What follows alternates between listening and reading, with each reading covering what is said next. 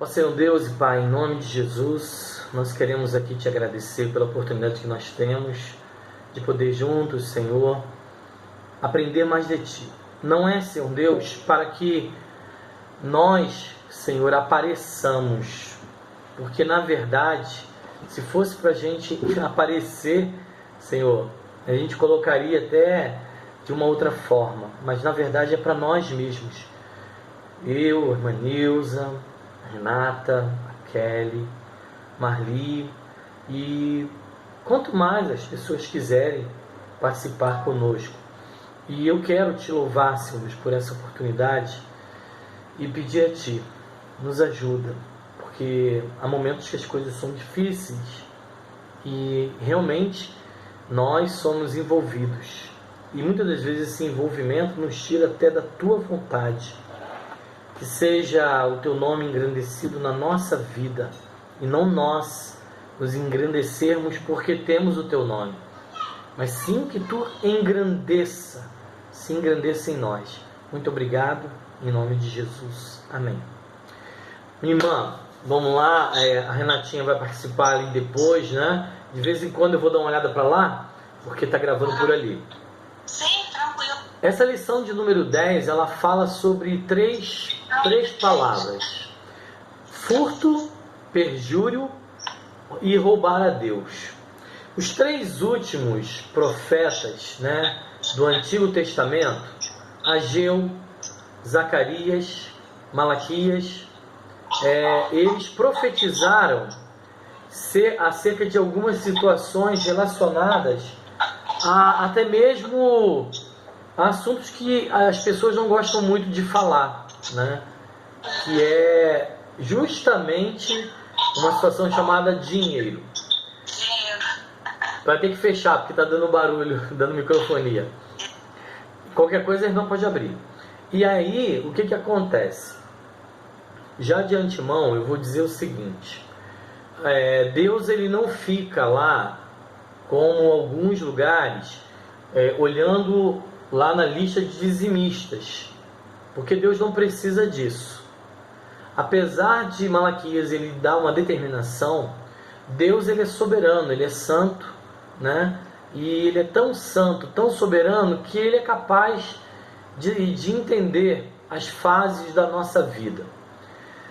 Mas esses três últimos profetas, eles colocam algumas questões relacionadas não só à situação de bênção na vida das pessoas, porque nós estamos falando de um livro, né, do Derek Prince, chamado Bênção e Maldição.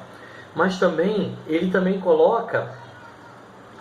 não só fala das bênçãos, mas também ele fala sobre as maldições.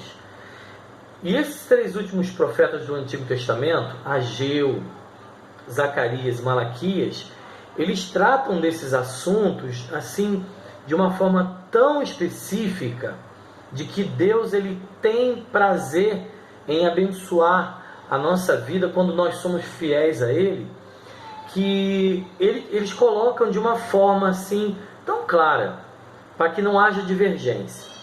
O interessante é que em alguns casos, algumas pessoas, né, tem uma determinada religião, que até se diz evangélica, ela trata do assunto do dízimo assim muito engraçado.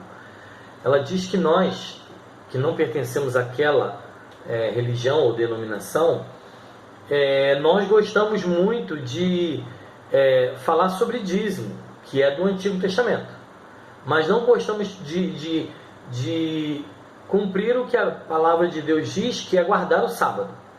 Quer dizer, uma coisa não tem nada a ver com a outra.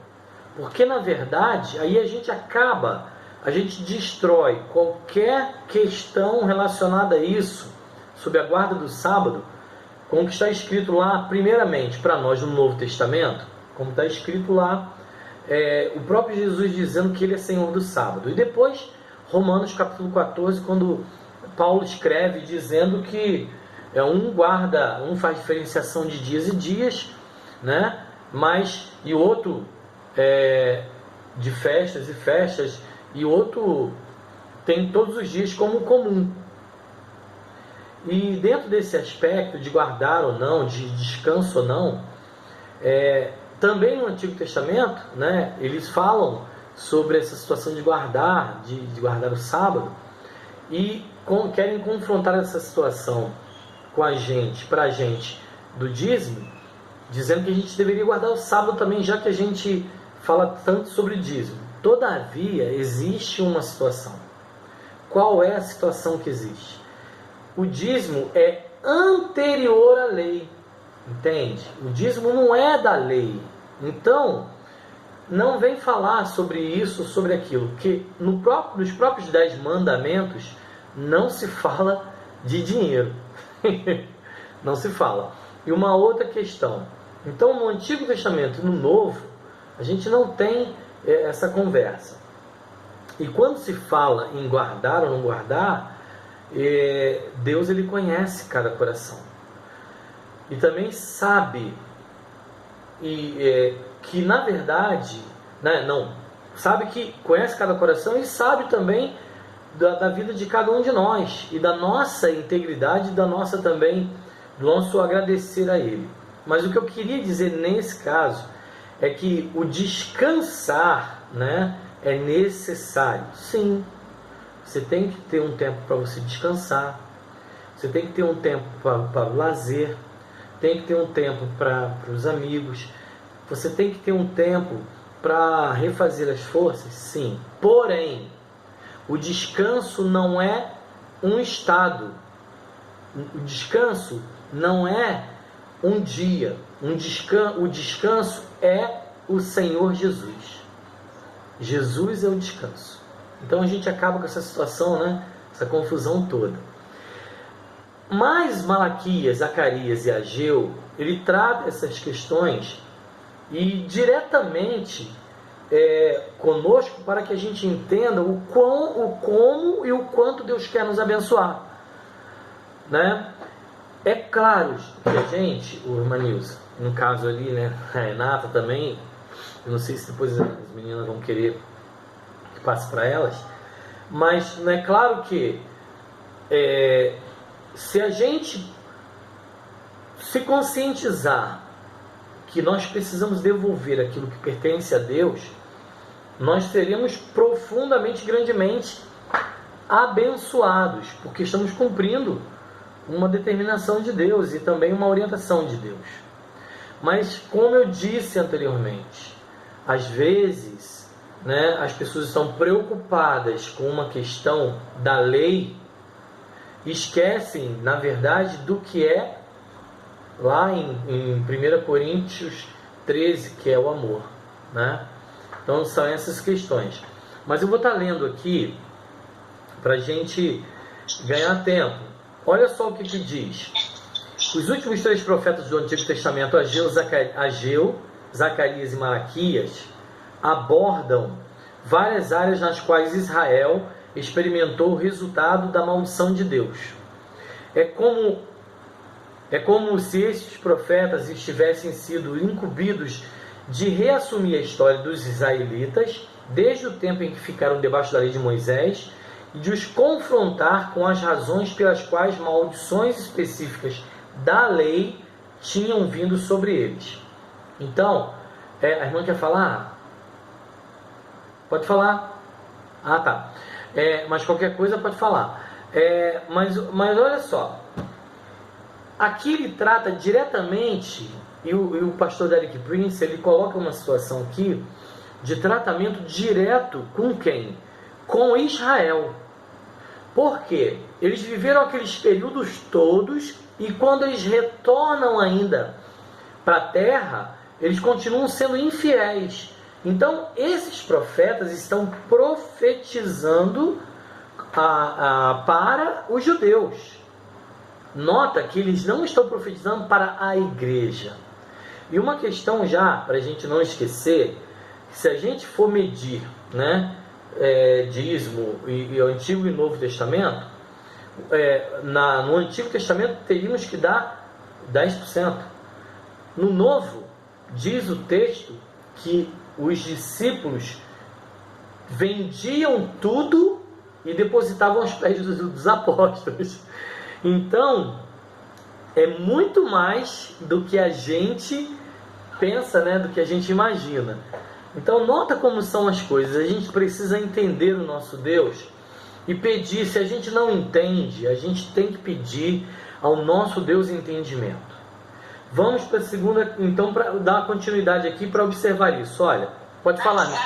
Aqui no caso também, pastor, dessa entrega, né, dos discípulos ali, eu acho que era um momento assim de muita fidelidade, de santificação. Perfeito. Né? Era uma entrega total, né? Em todos os sentidos, né? Em todos os sentidos, porque a gente precisa ser fiel, né? Ter obediência a Deus, né? E assim, ter Ele realmente, né? Ele é o nosso dono. Então nós somos os mordomos, né? De entregar tudo, né? Para Ele, né? E a gente só toma conta, na verdade, né? A gente é mordomo, porque nos nossos filhos, né?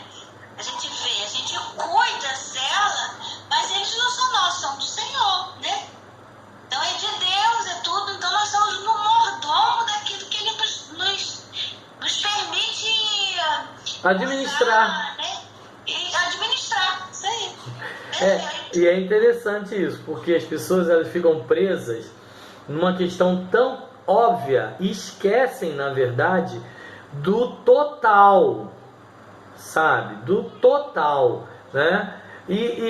Mas olha só, a gente precisa entender que quando aqui está bem claro, eu vou ler aqui a última frase que ele coloca. É como se estes profetas tivessem sido incumbidos de resumir a história dos israelitas desde o tempo em que ficaram debaixo da lei de Moisés e de os confrontar com as razões pelas quais maldições específicas da lei tinham vindo sobre eles. Aquela maldição que nós falamos da outra vez, lá de Deuteronômio 28, lembra? Quando Moisés especifica a questão do Novo Testamento, especifica a questão do dízimo de toda a lei, né? E ele fala que se cumprir toda aquela lei, vai ser abençoado, mas se não cumprir, vai ser amaldiçoado. Né? E aí, torna a dizer, né? Não tem como discutir sobre isso, e a gente nem discute. A gente está naquela palavra lá de Paulo, né, aos Coríntios, que diz assim, que nós não temos tal costume nem a religião de Deus. Tem costume de ficar discutindo sobre algumas coisas. E aí a gente vai e observa o que Zacarias fala. Olha o que ele descreve, numa visão que ele teve em Zacarias capítulo 5, versículo de 1 a 4, ele diz assim, tornei a levantar os meus olhos e olhei, e eis um rolo voante. Perguntou-me o anjo, que vês? Eu respondi, vejo um rolo voante, que tem 20 côvados de comprimento e 10 côvados de largura. Então disse-me ele, esta é a maldição que sairá pela face de toda a terra, porque daqui, conforme a maldição, será desraigado todo o que furtar. Assim como daqui será desraigado, conforme a maldição, todo que jurar falsamente.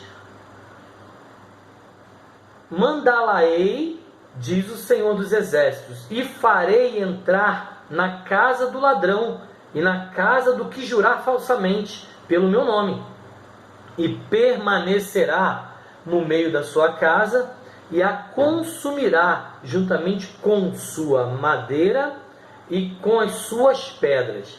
Nota uma coisa, ele não está dizendo ali somente a questão de ofertar e dizimar. Ele está dizendo também a questão de jurar falsamente. Então, olha como a Bíblia ela é esclarecedora. Olha como a Bíblia ela nos alimenta, ela transforma, né, a nossa vida de uma forma que a gente é completado, é preenchido, vou colocar assim, né? É preenchido E nós precisamos entender isso.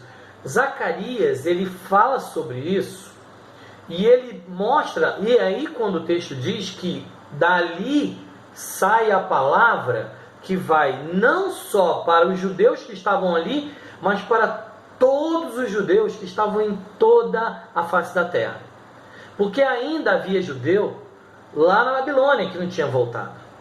Havia judeu ainda que fugiram e não voltaram, entende? Então aquela palavra ali, na qual Zacarias foi orientado pelo anjo e dado a ele para que escrevesse, era uma questão, não era só para aquele lugar.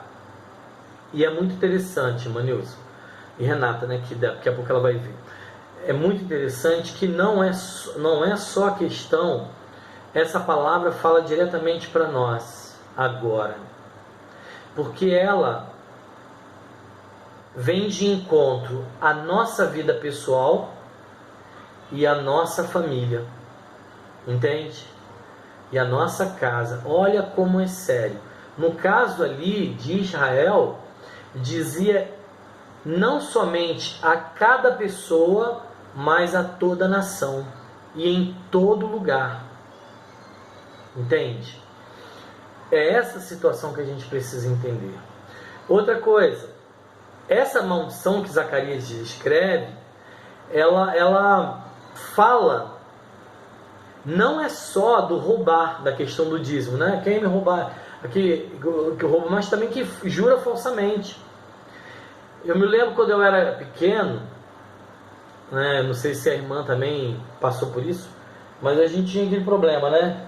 Tá na escola, tá brigando, a primeira coisa que a gente falava assim era jura. Aí você jura? Jura sua mãe mortinha? Sangue de Deus tem poder, né? A pessoa fala, aí a pessoa quando tá mentindo, que isso? Aí já mudava de assunto. Mas era uma forma, né? E a gente fazia isso. Pode falar. Mas assim, o que eu achei aqui interessante, esse livro, pastor, mudou muito a minha vida. Nossa, Glória a olha, Deus. eu amo, eu demoro a pagar cada vídeo que o pastor manda. Eu às vezes eu ouço 2 vezes.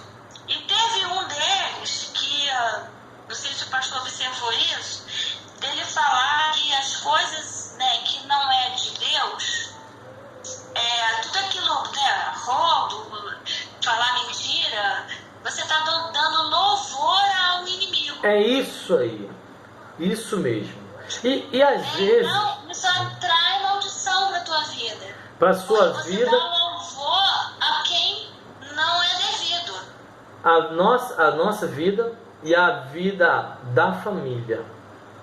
Porque às vezes as pessoas acham que aquela mentira, fala uma mentirinha, sabe, mesmo que seja para enfim, o exemplo que eu dou é Ananias e Safira, entende?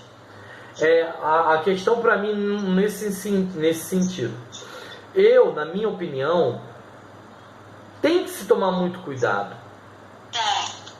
A gente tem que vigiar muito, né? E eu fico feliz, Manils, em saber, né, que a irmã tá desfrutando do livro, desfrutando das passagens, desfrutando.